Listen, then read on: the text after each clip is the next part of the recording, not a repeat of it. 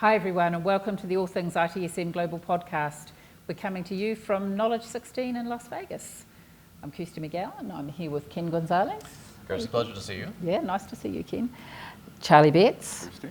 And we're with our old friend, Arvind Parthiban, who's now with Zagat. So it's going to be really interesting to see what you're up to these days, Arvind. Thanks, Kirsty.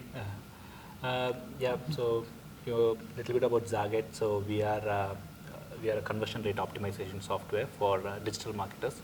So we help marketers to increase their conversions, when I say like customers, signups, and we help them do that with a lot of interesting hypotheses like A/B testing, funnel, and heat maps. I actually saw some really exciting news on social media in the last week or so from you. Yeah. So what was that all about? We just raised a small round from a couple of VCs, closed a seed round with Matrix and Axel Partners, $1.20 million, and also co-invested by Girish from Freshdesk.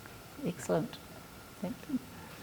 What do you believe your three key advantages are that you're bringing to the marketplace that really stand out and help customers? Okay, so this space, the optimization space, is actually being driven by big enterprises in those days, right? It's completely for enterprise companies. And today, if you see, the market has evolved from everybody wants to go online. The businesses are going online. Not only the big giants are online now, even a small and medium business wants to run their business from online, right? So the first thing which we are trying to solve is making it really simple and making even a single person who doesn't have a technical expertise to use a product to easily use it without any developer's help. So that's the first problem we are solving. And the second problem which we are trying to solve is, of course, the complexity of big enterprise products to an affordable cost. So we are providing it to small and medium businesses. So all the features, like where you have multiple products to use it, we all put it together into a single product and give them the best of three big products in a single tool. So that's what. So, I'm sorry, one follow-up. People have been talking a lot about big data, and especially as you start talking about the small and medium-sized enterprise. It's often a bit like dumpster diving for data, looking to try to see if you can find something and draw some conclusions out of whatever they have available. Are you specifically targeting to be able to help those smaller organizations be able to navigate those waters and ask better questions so they can actually use the data they have better? No, we have so I am a marketer before as well. So in marketing, right, it's a very common thing. Everybody has an opinion. It's very easy to actually give an opinion on a website, like this color doesn't work, this image doesn't work. Everybody can bring up an opinion. Being a marketer, we know the pain of not able to say no to your boss and everything, right? That's where the data comes in. So driving anything with data, opinions don't matter, data does. That's what we want to say, right? So we give this, big data is maybe a huge word for small companies, right? They're not, I would say it is data first, right? With that, what decisions are they able to take with it and drive with it? So we help those marketers to take the right decision and get the confirmation or get the approval from their management to go ahead. So this is what I want because the numbers say so. So those data has been provided by our tool like A/B testing. So simple example I want to do is, say if I run two banners and if everybody says this B banner is better, we can actually run a hypothesis and say so many traffic went to both these websites and this is the clear winner. So this is what you should go with. Go with the data, not with your gut feel or your hunches or like that. Gotcha. Yeah, there's actually a fair amount of interesting research lately that gut feel is very, very overrated. It's not always right. And Google, I think, has done some very significant research, or perhaps it was Microsoft, who discovered that even very senior people, if they, their hypotheses are not necessarily any more likely to prove true. You have to have that scientific approach, even with people who have many years of experience. It's just such a complex world.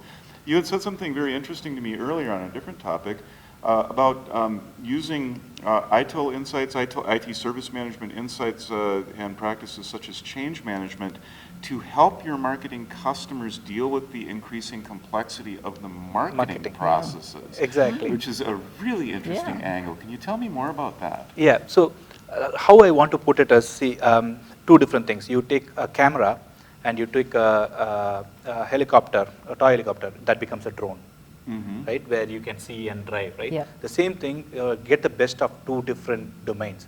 So I had the experience working with IT service management for like past 10 years, and I've been a marketer, right? So the way I see in a lot of mid-level companies or enterprise companies, marketing, there are different departments, multiple departments like content, webmaster, there is digital marketing, there is social media marketing. So different departments work together, and there is no process in place, right? It's a chaos when multiple departments work, there is no approval, and again, it's critical, business critical things, right? Yeah, so there is no guidelines like ITIL or IT service management in marketing, because people say it's art and science and marketing, right?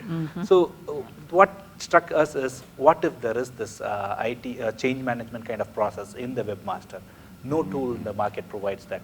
So we try to bring the best of both worlds together, right? Like as I said, bring the change management into the marketing world, right? Where you have a workflow process that somebody makes a change in the website, it goes through its manager, CAB team approves it, they review it, and then goes to an approval. That is the missing link. So, right, we would want to bring that into the marketing space as well. Yeah, just as a I follow up on that, my follow-up for today.